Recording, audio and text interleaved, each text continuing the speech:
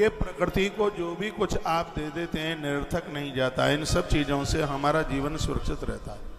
अब से महापुराण में लिखा है कि यदि किसी को कुष्ठ रोग हो गया, सफ़ेद दाग हो गए शरीर में, तो सरसों के तेल का दान और कपास कहते हैं रुई का दान उस व्यक्ति के निमित्त कर दी।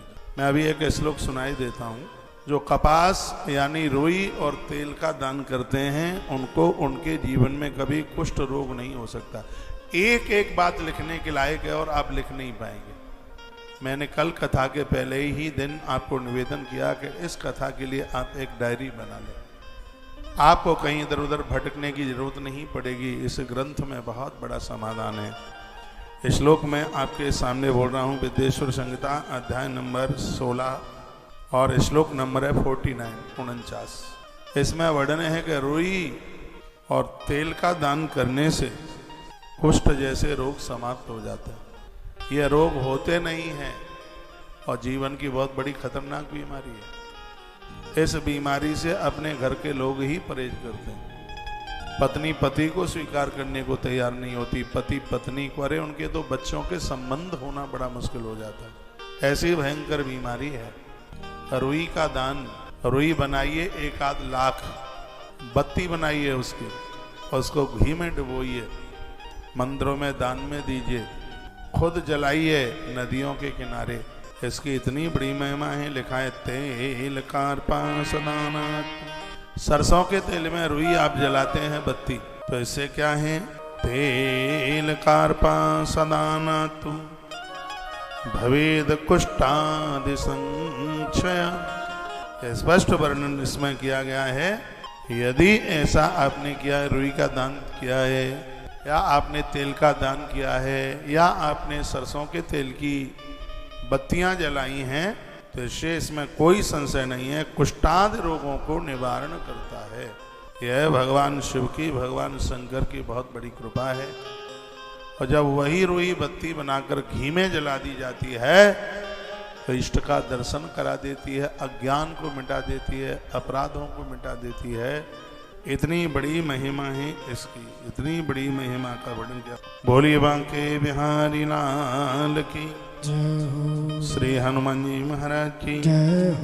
देवताओं का पूजन करने से सभी प्रकार के भोगों की प्राप्ति हो जाती है, व्याधियों का विनाश हो जाता है, भूत बाधा, ग्रह बाधा, यह सब समाप्त हो जाती हैं।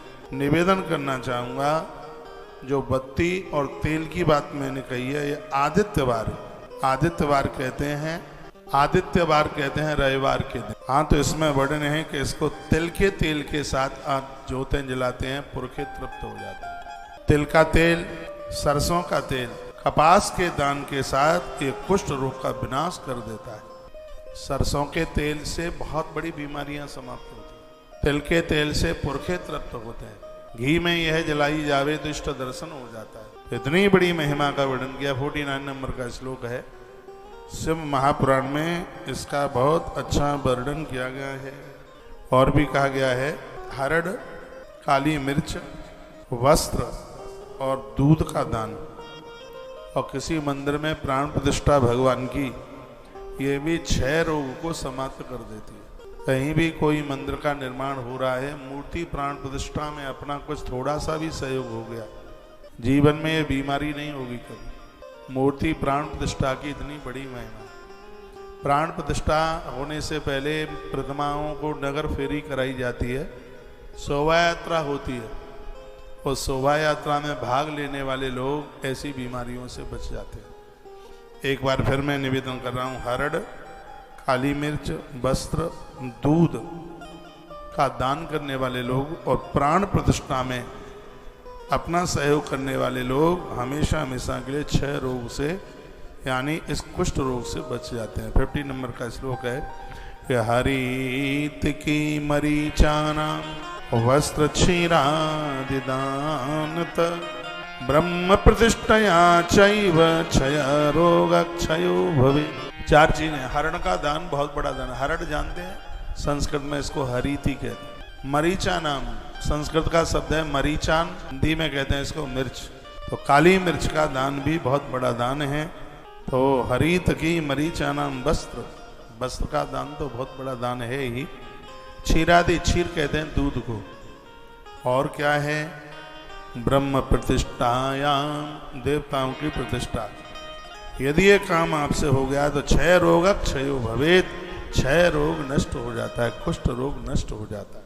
यह भगवान महादेव की कृपा की बहुत बड़ी महिमा है।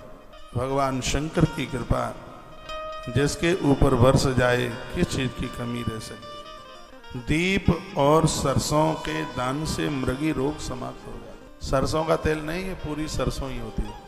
दिए का दान करने से, पीतल का, तांबे का, जो भी दिया है, दिया और सरसों का दान करने से, इस ग्रंथ में लिखा है, मृगी का रोग नष्ट हो जाता है, मृगी रोग समाप्त हो जाता है। श्लोक बोले देता हूं। दीप सरसपदानांच अपस्मार क्षयो भवे।